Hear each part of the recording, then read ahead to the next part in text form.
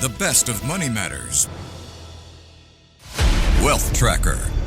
Welcome to the Wealth Tracker, where we dive deep into the stories of the uncharted territories of niche investment strategies that promise to redefine wealth. I'm Hongbin Jeong. Now, as inflationary pressures continue to challenge traditional asset classes, investors are increasingly turning to gold.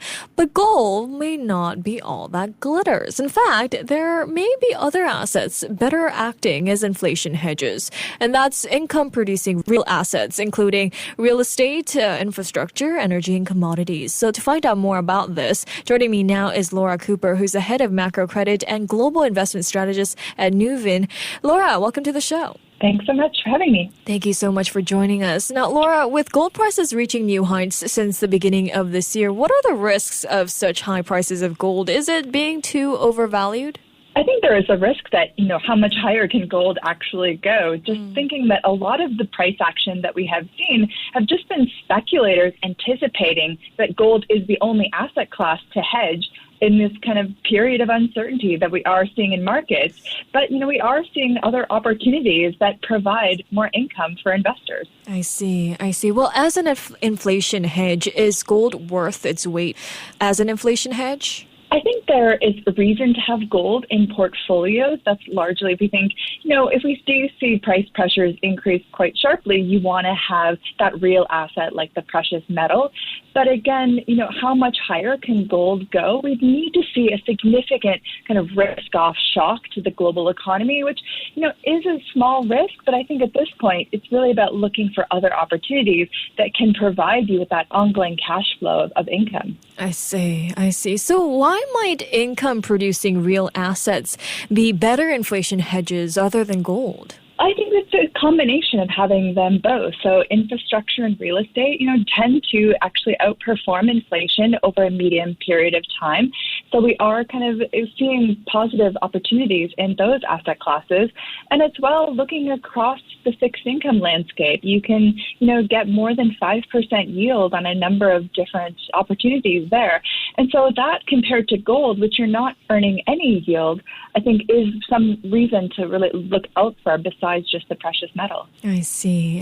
Then how do you assess, the balance between income generation and capital appreciation when considering real assets for an inflation hedging strategy? Yeah, that's an excellent question. I think at this point, we are probably going to see limited capital appreciation in the near term just because there's a lot of uncertainty in these markets. But then you want to be able to really clip the coupon on some of these assets in terms of what they're providing you. But over the longer term, then I would expect that capital appreciation to really kick in.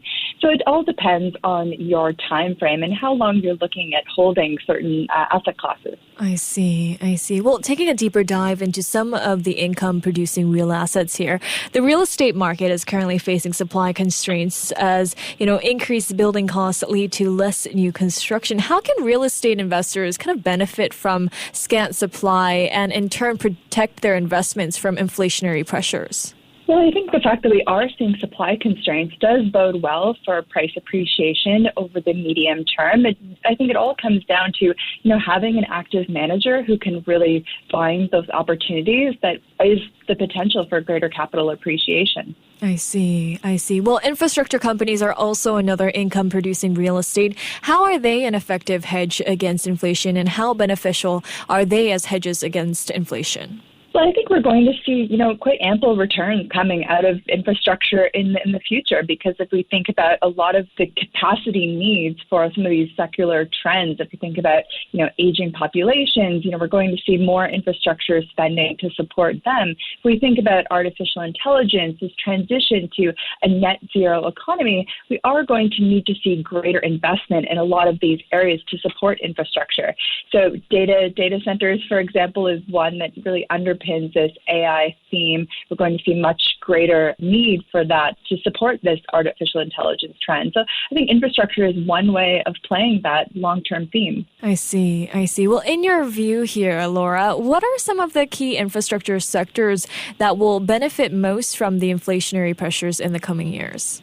I think one that we're looking at in particular is around energy infrastructure. Just given the growing needs that we are going to see from the energy space to support a lot of this automation, this AI trend going forward, we are going to see kind of greater infrastructure needed really to support that ongoing theme. So I think that's the one that really stands out to our mind. I see. Well, other than real estate and infrastructure companies, what are some other examples of income-producing real estates that are most effective in inflationary environments that investors can also consider? Well, we often think about fixed income as coming under pressure when inflation is quite high. But if we kind of look across the spectrum of fixed income opportunities, there are, ample opportunities. We can think about higher yielding, higher quality credit, because even if we do see inflation pressures rise, the yields are compensating for that. Because if we look at what's happening in the U.S., the Federal Reserve is very unlikely to cut rates in the near term. At most, maybe one or two cuts this year. So that does underpin a higher for longer rates backdrop. And so that still provides that attractive yield generation coming from the credit space in particular. Right. Well, with so many other options available to, hedge against inflation, should investors allocate more of these assets than gold to protect against inflation? I think it's all about diversification. We want to have, a number of different opportunities in portfolios to ensure that portfolios are hedged against, a number of outcomes, not just the inflation risk, but certainly, the potential for growth risks, because we are potentially seeing greater tariffs come through that could have much significant consequences overall. So I think it's about having gold is really a key diversifier if we do see those tail risk scenarios emerge. But again, looking for those other opportunities. So finding that appropriate balance.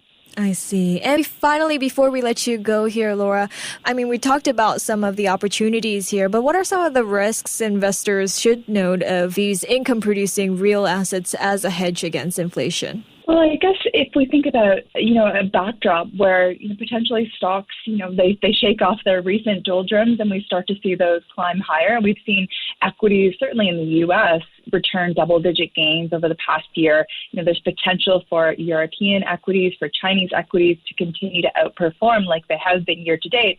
And so that does provide, greater returns potentially than just sitting on those real assets. But again, there's numerous risks to that persisting, predominantly coming from the U.S. if we do see a greater growth slowdown on the back of, all of the different policy uncertainties that are coming through. I think investors need to be cautious to that. So again, it's about looking for those real assets and kind of diversifying that with a mix of stocks and bonds. I see. Well, thank you so much, Laura, for your time and your insights today.